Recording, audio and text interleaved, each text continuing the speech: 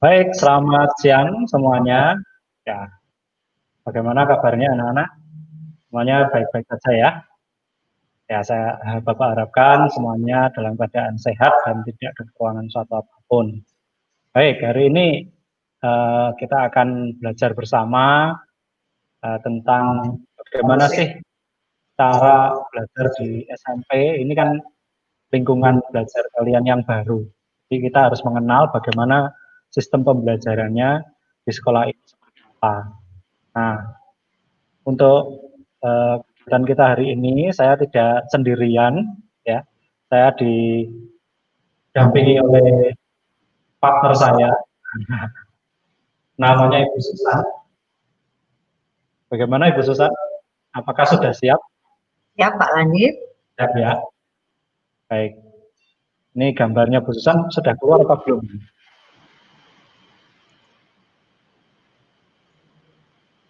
Belum ya, kita tunggu dulu. Baik, jadi saya ulang lagi bahwa ini terus ya. Untuk hari ini kita akan belajar tentang sistem pembelajaran di SMPK Kolese Santo Yusuf 1 Malang. Ya, bagaimana caranya nanti mungkin akan dijelaskan baik itu yang secara daring, pembelajaran jarak jauh maupun yang kalau kita itu sudah masuk secara seperti biasa ya. Di kelasnya sudah kita tatap mukanya secara langsung. Baik, langsung saja kita langsung mendengar penjelasan dari Bu Susan bagaimana tentang sistem pembelajaran di SMPK Kolese Santo Yusuf 1 Malang. Baik, terima kasih Pak Landip. Sama-sama. Anak-anak yang terkasih, selamat siang.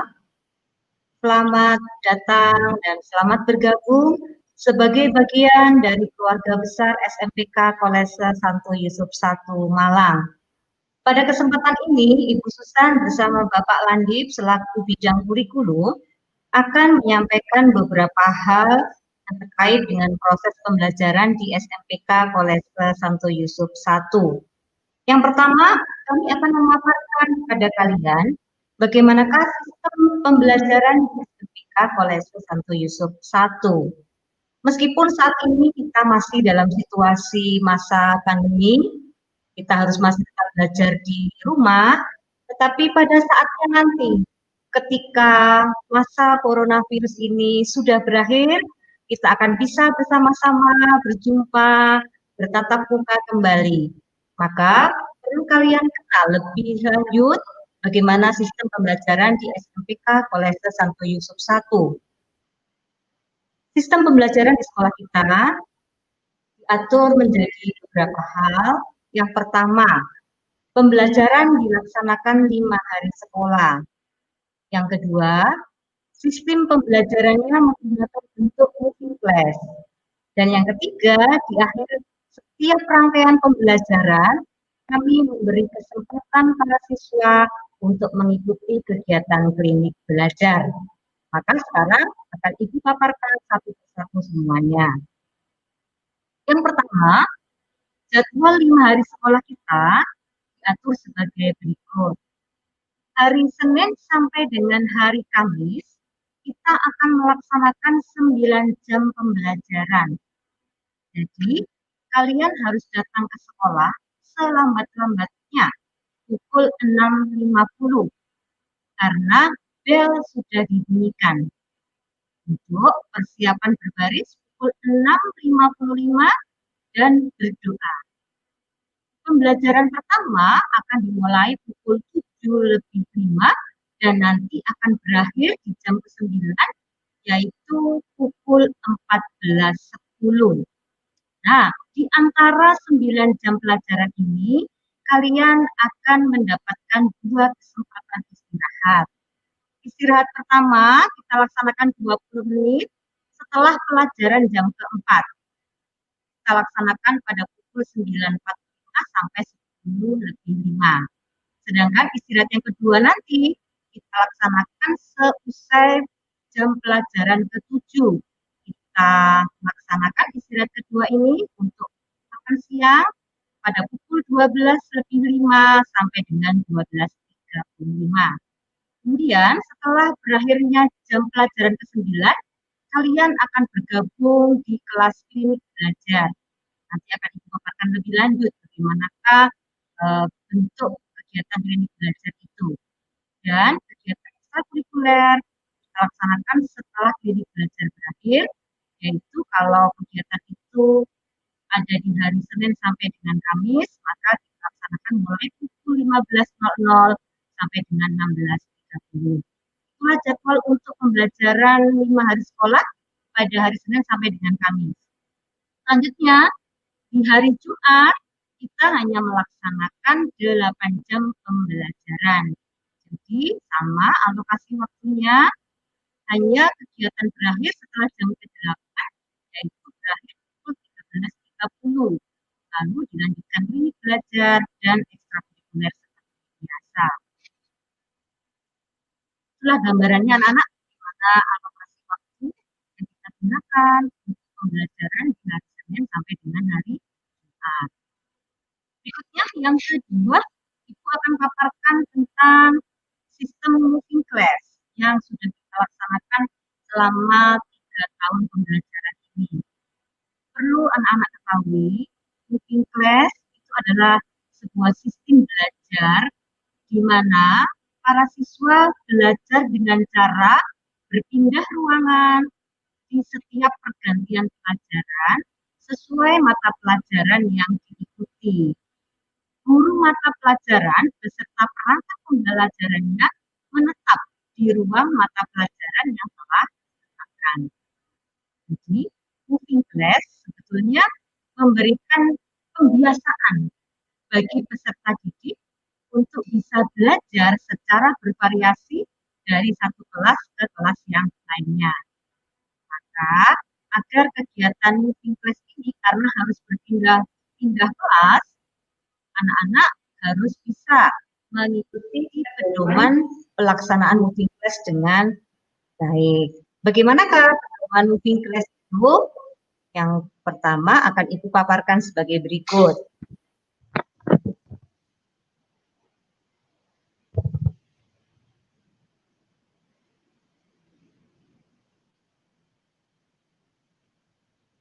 Nah, perlu para siswa ketahui bahwa sekolah kita memiliki 3 lantai ruang kelas.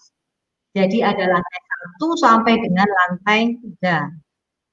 Dan di setiap lantai tersedia ruang-ruang mata pelajaran yang menetap. Contoh, di lantai 1, pasti nanti kalau anak-anak mengamati, kode ruangnya pasti akan dimulai dengan kode 1. Misalnya, kode 101 itu adalah ruang Miss Pasteur, artinya kelas itu untuk pembelajaran IPA biologi, dan seterusnya. Jadi pokoknya kalau Anda mengamati ada ruang dengan kode 1 di depannya, itu pasti adalah ruang yang berada di lantai 1, ya.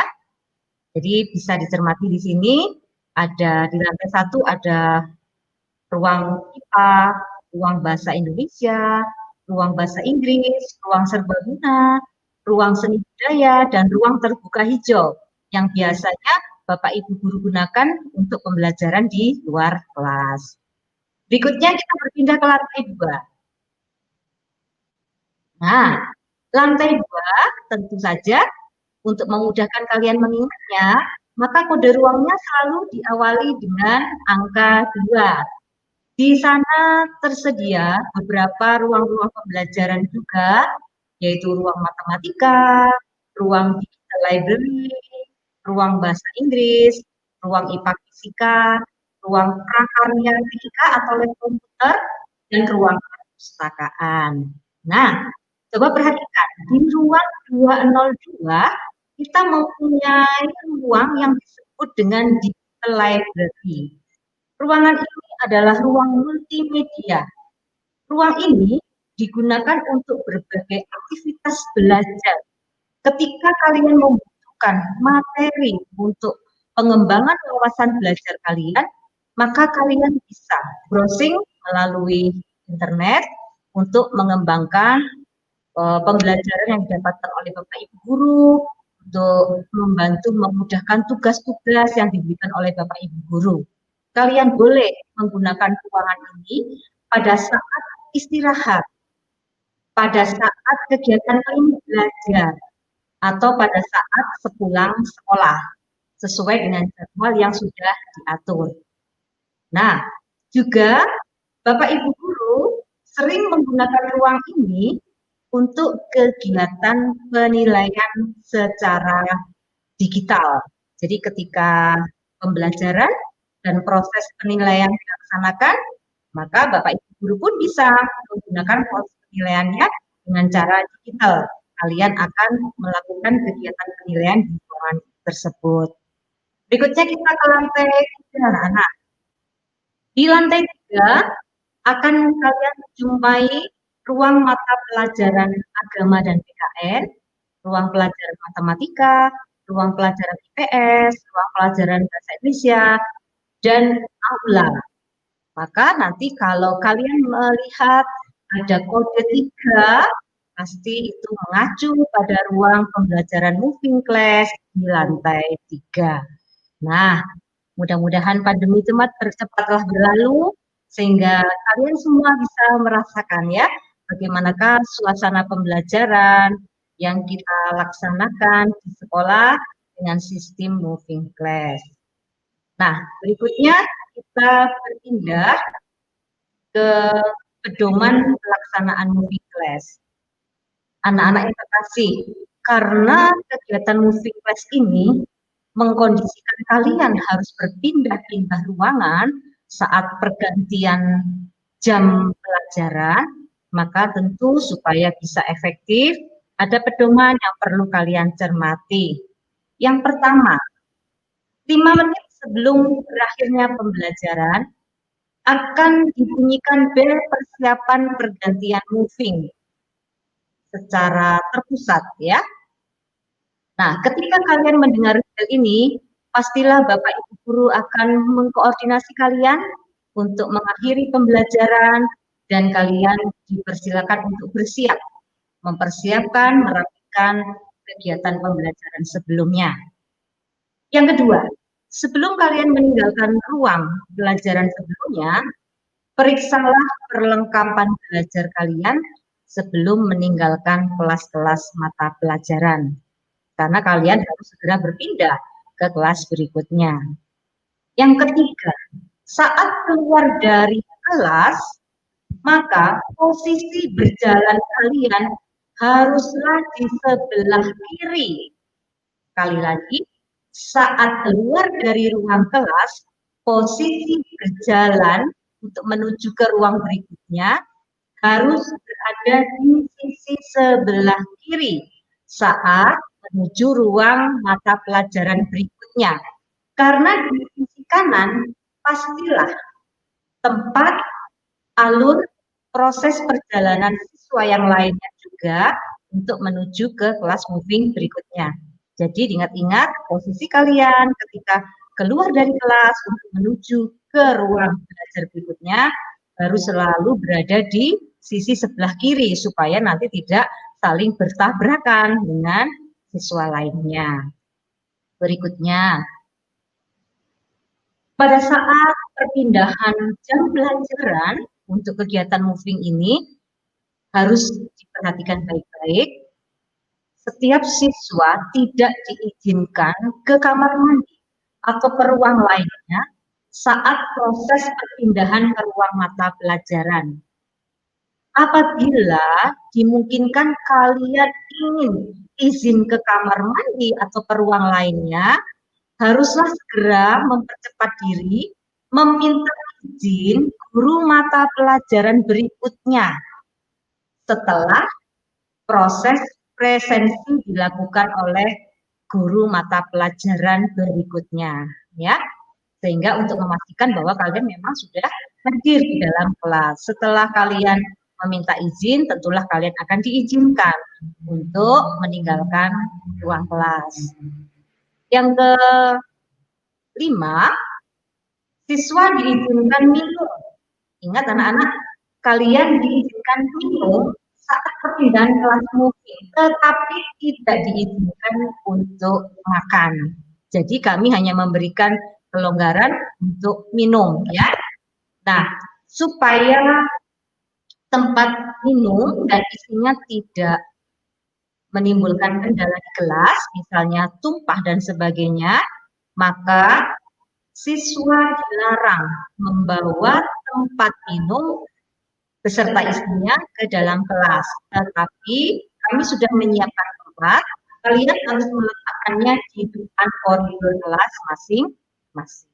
Ya, jadi itulah gambaran bagaimanakah proses perpindahan kelas untuk menuju ke setiap ruang kelas moving. Nah, anak-anak, bagaimana? Apakah bisa dipahami proses pembelajaran moving class yang nantinya akan kalian laksanakan jika nantinya sekolah akan membuka kembali proses pembelajaran secara tatap muka langsung ya. Nah, berikutnya Ibu akan lanjutkan terkait dengan sistem pembelajaran berikutnya yaitu klinik belajar.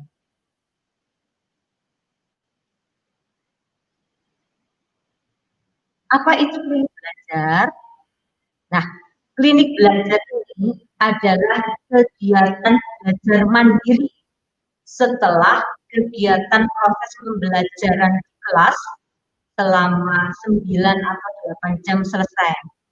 Jadi klinik belajar ini dilaksanakan di akhir jam pelajaran setiap hari, mulai Senin sampai dengan hari Jumat ya, setelah pembelajaran jam ke-9 di hari Senin sampai Kamis, dan setelah jam pembelajaran ke-8 di hari Jumat berakhir. Pada saat klinik belajar, setiap siswa bisa melakukan aktivitas sesuai kebutuhannya.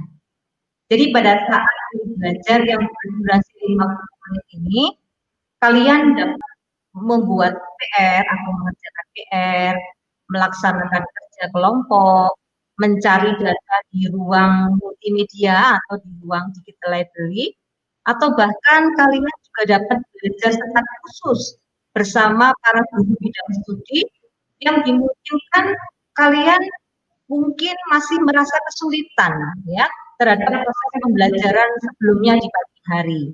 Nah, pada jam belajar ini pun dimungkinkan juga bisa kita laksanakan untuk kegiatan remedial serta kegiatan penilaian-penilaian susulan ya. Jadi misalnya tanpa diduga kalian sakit, kemudian kalian diberi kesempatan untuk mengikuti penilaian susulan apabila pada hari izin kalian itu ada kegiatan ulangan, maka pada klinik belajar ini pun bisa dimanfaatkan untuk melaksanakan kegiatan penilaian susulan. Jadi di dalam klinik belajar nanti kalian akan dibagi menjadi kelompok-kelompok kecil. Kelompok-kelompok kecil ini nanti akan didampingi oleh Bapak Ibu guru pendamping yang nanti akan mengontrol kalian bagaimana proses belajar kalian ya selama 50 menit itu, dan apabila kalian ingin belajar ke ruang moving yang lain untuk mata pelajaran tertentu, maka tentu saja kalian harus meminta izin kepada Bapak Ibu guru pendamping, dan nantinya ketika proses klinik belajar itu berjalan akan ada agenda khusus untuk memantau proses pembelajaran kalian setiap harinya. Itulah anak-anak gambaran klinik belajar yang nantinya akan kalian laksanakan kegiatan proses pembelajaran tatap muka sudah mulai kita buka kembali ya. Nah, apabila nanti ada pertanyaan atau hal yang ingin kalian tanyakan terkait dengan kegiatan moving class dan klinik belajar, nanti kalian bisa menuliskan pertanyaan kalian itu melalui Google Class Semangat Pagi yang nanti akan kami jawab juga secara tertulis ya di dalam Google Class Semangat Pagi juga. Baik anak-anak, saatnya kita berpindah ke Pak Landip karena mungkin Pak Landip akan menambahkan beberapa hal yang terkait dengan proses pembelajaran kita ya. Ada satu hal yang mungkin terlupakan ya kebanyakan, yaitu tentang sarana dan prasarana sekolah yang nanti akan kalian dapatkan ketika kalian belajar di sekolah. Mungkin Pak Landip bisa menunjukkan Pak Landip kondisi loker sekolah. Baik, sebelumnya sambil saya menunjukkan yang loker sekolah tadi yang sudah dijelaskan Ibu Susan tadi, saya ulangi lagi ya, itu adalah penjelasan ketika nanti pembelajaran itu sudah dengan mode tatap muka langsung anak-anak ya. Jadi kalau nanti ya Tuhan sudah memberikan obat bagi pandemi ini bisa berakhir, nanti maka kita bisa ketemu dan nanti cara belajarnya adalah dengan yang sudah dijelaskan oleh Ibu Susan tadi. Nah, kalau misalnya sekarang kita masih pakai pembelajaran jarak jauh, maka nanti ya cara belajarnya nanti dari kelas ke kelas lain Anda tinggal klik di Google Classroom seperti yang sudah kalian coba di kelas PLS itu. Ya itu kan kalian sudah kelas-kelas mata pelajaran yang ada di sekolah ini, ya toh. Nanti tinggal klik aja, nanti sesuai dengan jadwal pelajarannya, nanti kalian sudah bisa langsung mengikuti pelajaran yang akan diajarkan seperti itu. Baik, kita akan lanjutkan dengan pemanfaatan loker anak-anak ya. Jadi sekolah ini juga menyediakan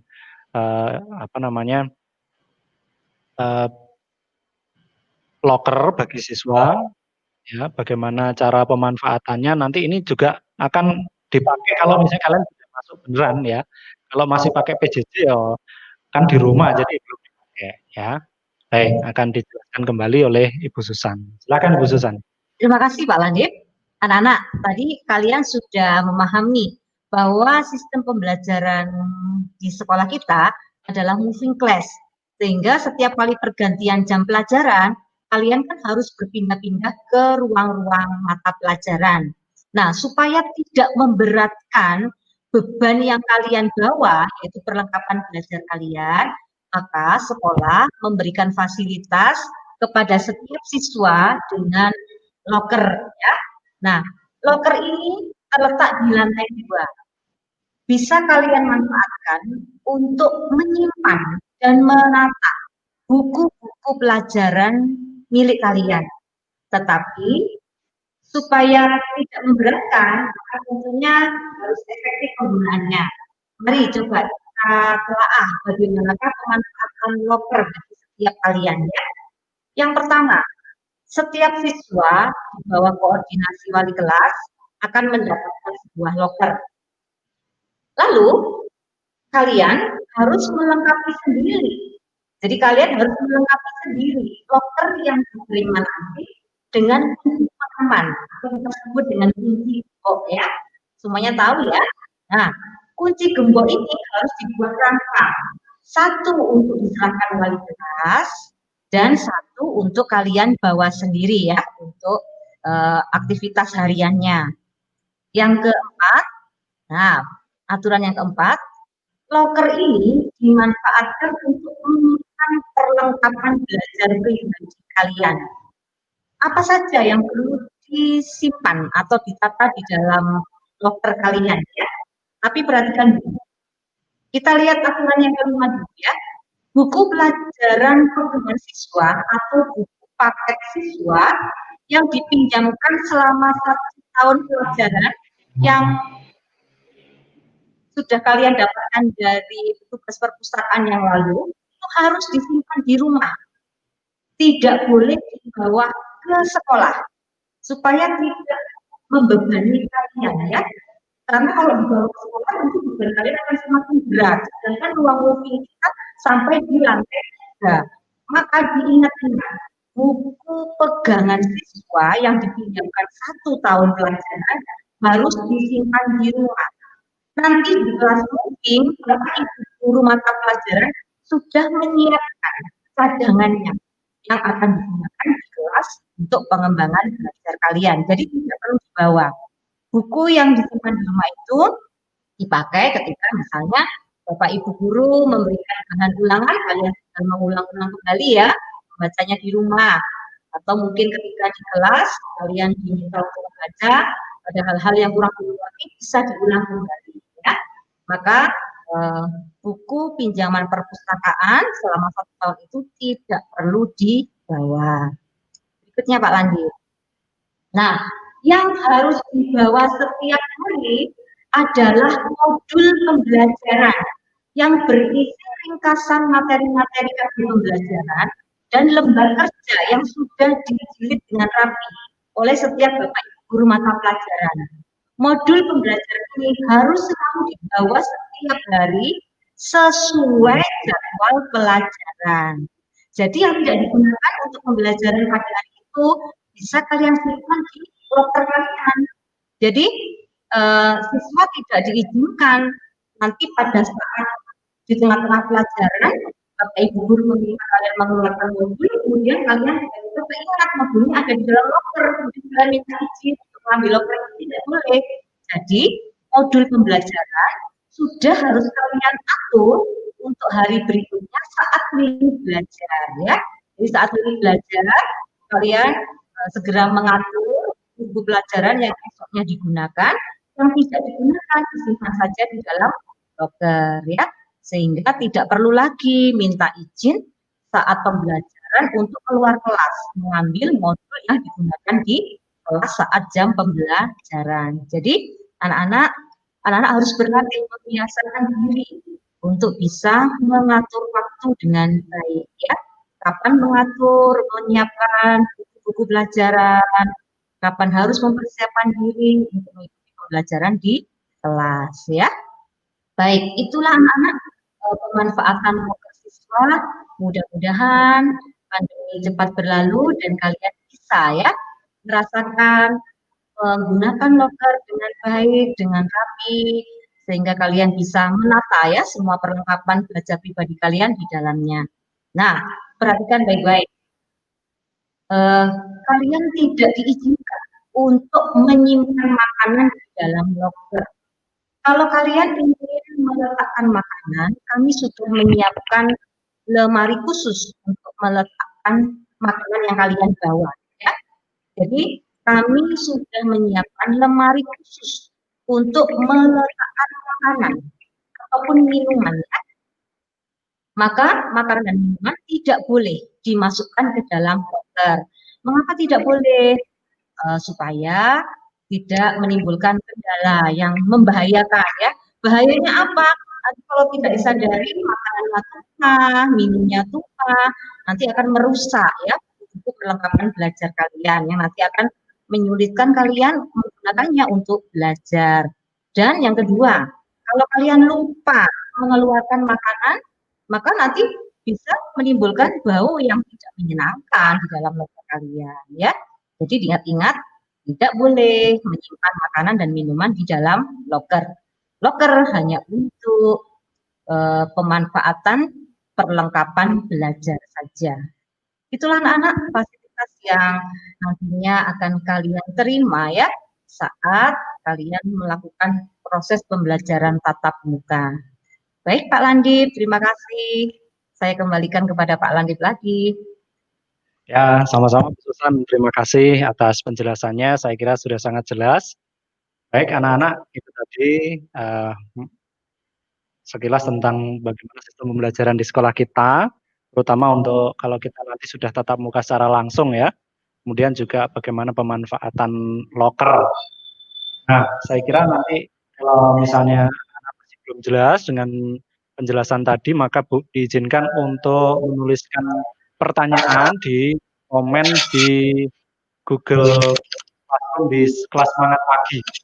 Ya, jadi sekali lagi di kelas semangat pagi nanti silahkan bagi yang mau mengajukan pertanyaan nanti kita akan lihat dan coba untuk menjawab. Baik, saya kira sampai di sini dulu pertemuan kita hari ini. Ya, terima kasih atas perhatiannya. Saya dan Bu Susan undur diri dulu. Besok kita akan ketemu lagi dengan materi yang lain. Jangan lupa tepat waktu datang di pertemuan kami. Terima kasih. Selamat siang.